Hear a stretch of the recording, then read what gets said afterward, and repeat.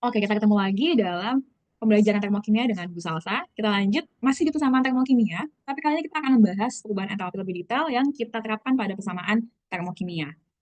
Sebelumnya kita udah bahas nih, apa itu entalpi, apa itu perubahan entalpi. Dan ternyata kalau kita simpulkan, perubahan entalpi itu ternyata sama dengan perubahan kalor, tapi pada tekanan yang tetap.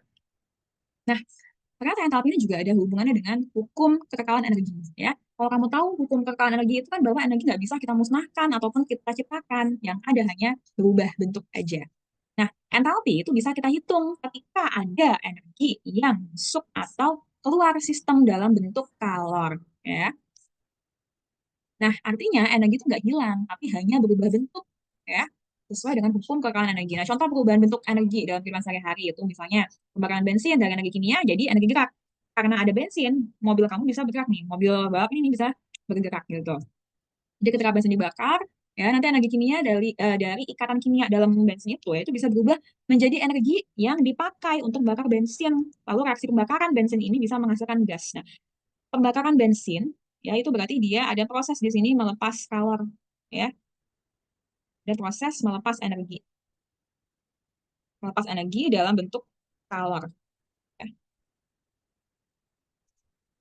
melepas energi dalam bentuk kalor. Nah, nanti energi ini nanti akan dikonvert lagi jadi energi kinetik yang bisa menggerakkan piston sehingga nanti roda mobil atau motor itu bisa bergerak gitu. Terus ada juga aki motor yang dari energi kimia jadi energi listrik. Jadi ketika ada sel aki mobil itu bekerja, maka energi kimia dari sel aki itu akan diubah jadi energi listrik yang bisa menggerakkan mesin. Nah, menulis persamaan termokimia. Oke, reaksi kimia ya yang menyatakan perubahan entalpi itu kita sebut sebagai persamaan termokimia. Bentuk umumnya kayak gini. A tambah B menjadi C tambah D, maka datahannya berapa? Jadi misalnya reaksi tadi metana CH4 tambah O2 menjadi CO2 tambah 2O, datahannya sekian, 7. Gitu ya. Nah, sehingga nanti ada jenis perubahan entalpi. Ada dua jenis perubahan ini bisa dalam bentuk reaksi endoterm dan reaksi eksoterm. Nah, kalau kamu sudah melihat video sebelumnya ya, bahwa reaksi endoterm itu delta H-nya positif ya, kalau eksoterm delta H-nya negatif. Kenapa, Bu? Kalau delta H-nya negatif eksoterm, ya, kamu harus ingat bahwa eksoterm itu dia melepas melepas apa? Melepas energi, ya. Eksoterm itu melepas energi. Artinya apa? Ya, tadi kan karena delta H itu kan sama dengan Q dalam tekanan tetap.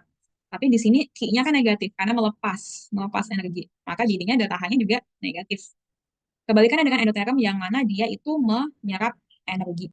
Nah, jadi apa itu delta H? Delta H itu bisa kita katakan sebagai kan namanya perubahan entalpi ya berarti entalpi produk dengan reaktan gitu. Jadi perubahan entalpi itu hanya bergantung pada keadaan akhir atau produknya dan keadaan awalnya atau reaktannya saja. Gak peduli dengan jalannya reaksi bagaimana, pokoknya entalpi produk dikurangin entalpi reaktan. Tuh. Nah, kalau ada istilah namanya perubahan entalpi standar, ya, nah itu berarti simbolnya delta H0, ya. Artinya dia perubahan entalpi yang terjadi pada saat reaksi itu suhunya 25 Celcius atau 298 Kelvin, tekanannya 1 atm atau 100 kilopascal, ya, konsentrasi larutannya 1 mol per liter atau 1 molaritas, ya. Dan semua zatnya itu harus dalam keadaan standar. Artinya seperti ini. Air itu kalau dalam suhu 25 gimana wujudnya? Air kan? Nah, berarti dia harus dalam keadaan cair. Oksigen yang kamu hirup bisa nafas, bisa bikin kamu hidup, ya. Itu kalau dalam suhu ruang, dalam keadaan standar, itu bentuknya apa sih? Apakah dia padat? Enggak kan? Gas kan? Nah, berarti entalpi standar ini hanya berlaku bila zat tersebut dalam keadaan standar. Kalau air itu cair, kalau oksigen itu bentuknya gas, dan lain-lain. Ya. Gitu. Dibacanya delta H standar, atau kadang ada juga yang bilang delta H0 karena ada pangkat nolnya. Nol, ya. Nah, ada juga yang namanya perubahan entalpi standar reaksi. Ya. Simbol R kecil ini menyimbolkan dia reaksi ya, tapi kadang suka nggak ditulis ya, karena udah jelas kalau ya perubahan entalpi pasti itu dalam reaksi kimia, dalam reaksi termokimia gitu ya. Nah, contohnya di sini ya, di sini contohnya ada delta H 0 min 572 kilojoule per mol. Ya.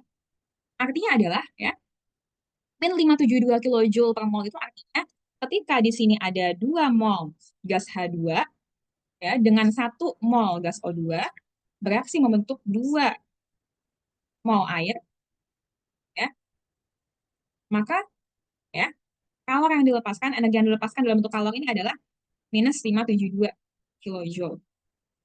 Tuh. Jadi minus 572 kilojoule ini hanya berlaku bila gas hidrogennya 2, oksigennya 1, dan airnya 2 nih koefisiennya. Nah, tandanya negatif itu artinya dia reaksinya eksoterm karena kan dia melepas energi, ya, negatif.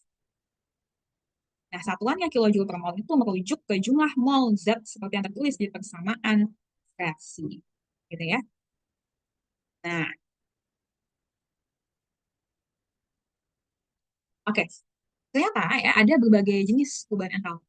Yang paling umum kita pelajari itu ada 4. Sebenarnya ada banyak, tapi yang paling sering muncul dan kita harus tahu itu ada 4. Yakni ada perubahan entalpi standar pembentukan, bahasa Inggrisnya pembentukan itu formation, jadinya adalah H standar F. Yo, ya, kalau penguraian itu decomposition, makanya lambangnya D kecil. Kalau pembakaran itu combustion, maka simbolnya C kecil. Kalau pelarutan itu solvation, maka dikasih simbolnya S kecil. Seperti apa detailnya kita akan pelajari di video selanjutnya. Sampai di sini kita akan ketemu di video yang selanjutnya.